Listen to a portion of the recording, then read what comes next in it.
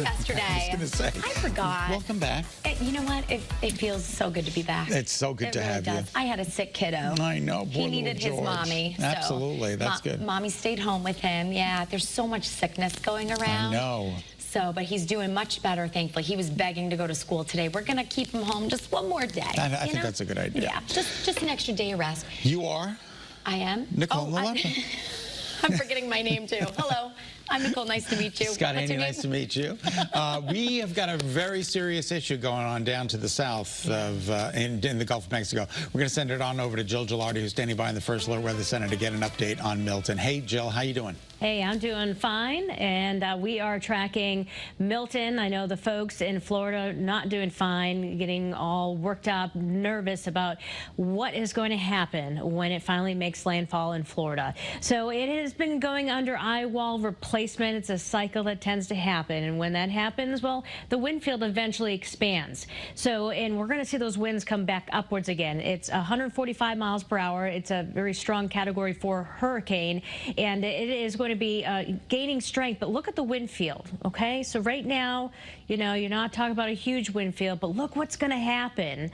Just as it's going to be making landfall, those winds are going to be expanding outward. So almost the entire state impacted, at least with tropical storm force winds, and of course the strongest winds closer to the eye. And that's going to be making landfall as we head into tomorrow night, into early Thursday morning.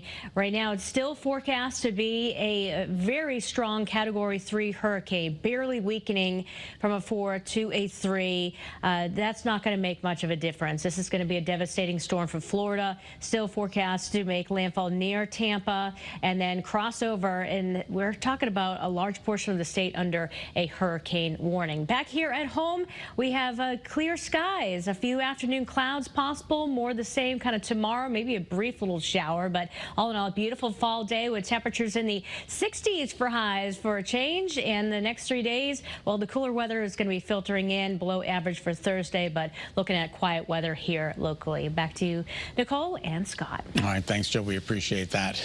And we know that Hurricane Milton will hit less than 2 weeks after Hurricane Helene. I mean, it's just one thing after another, like we were discussing.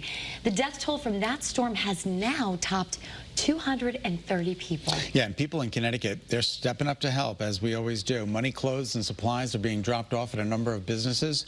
They're loading up a trailer in front of Ron's Guns in East Lyme. The goal is to fill it up and drive it to Granite Falls, North Carolina. There is no exact date set for the trailer to leave town. We'll keep you posted. We also want you to let you know about a 3 Cares event to help those affected by Hurricane Helene. The Hope for Asheville dinner fundraiser takes place tomorrow from 5:30 to 8:30 p.m. at Bear's Barbecue in New Haven. Tickets are $50 and include food, entertainment, and a silent auction. The money goes to help relief efforts in Asheville, North Carolina. All right, good stuff there to help those in need. Oh, so good. So, yeah. And Renee is going to be leading off. She's going to be there live in all of our newscasts during the day tomorrow. Another top story today, a Portland man will face a judge after his 6-year-old stepson was killed in a go-kart crash. This is so awful. Police say that he's responsible for the defects with the go-kart after he made it. Stephen Solfi was arrested yesterday, and investigators say that the go-kart was missing important safety features, including things like a seatbelt and a roll cage. The boy was riding with his 4-year-old brother when he hit a gate at a park in April. The 4-year-old was hurt, but only had minor injuries. And we're going to have a crew in court today and bring you any new information that's revealed during the hearing, both on the WFSB app and a little later on Channel 3 Eyewitness News at noon. Leaders in Hartford are recognizing Domestic Violence Awareness Month today. State officials will be raising a purple flag over the Capitol in just about an hour. And as part of the ceremony, officials will share details about resources offered by the Connecticut Coalition Against Domestic Violence and its 18-member organizations, which nearly 40,000 survivors use every single year. The ceremony starts at 10 a.m. I think that's wonderful. Good. More attention to domestic violence. We need more resources out there. 100%. Break the stigma. Absolutely. And tonight, the Connecticut Sun will be playing their biggest game of the season. So you're telling me the sun is going to shine at night? Oh, it better. It better. Yeah. They face the Minnesota Lynx in a winner-take-all Game 5 in Minnesota. Connecticut forced tonight's deciding game by beating Minnesota at home on Sunday. Now, the winner tonight goes on to face the New York Liberty in the WNBA Finals, which starts on Thursday.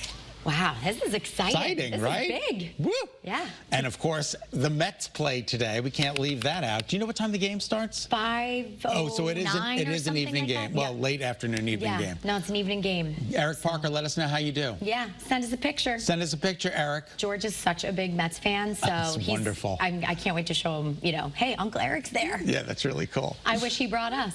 Me too.